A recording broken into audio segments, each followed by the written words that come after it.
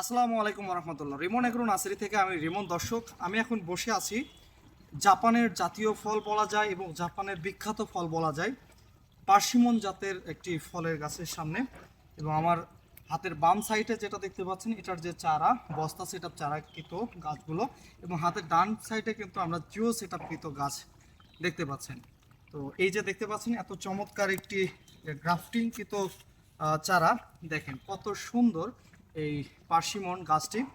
এই চারাগুলো থেকে আপনারা কিন্তু খুব সহজেই কিন্তু ফল পাবেন। পার্সিমন ফল খুবই সুন্দর মিষ্টি হয়ে থাকে এবং অনেক ধরে থাকে, বাংলাদেশের আবহাওয়াতেও অনেক ধরে থাকে। কারণ আপনার যেখানে পারমাণবিক বোমা কিন্তু পড়েছিল সেই এলাকাতে কিন্তু এই গাছটি সারভাইভ করতে পারছে আলহামদুলিল্লাহ, এবং সেখানেও কিন্তু ভালো পরিমাণে ফল দিয়ে থাকে। তো আমাদের আবহাওয়া যেহেতু অনেক সুন্দর ওই জায়গার থেকেও, তো পার্সিমনের একটা কিন্তু সুন্দর ভবিষ্যৎ কিন্তু আছে আলহামদুলিল্লাহ।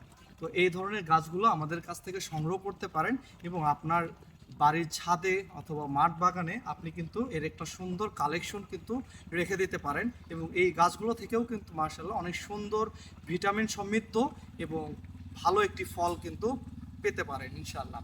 তো আমাদের কাছ থেকে জিও ব্যাগ অথবা বস্তা সেটআপের গাছগুলো সংগ্রহ করতে পারেন।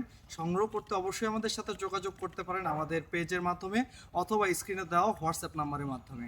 আসসালামু আলাইকুম।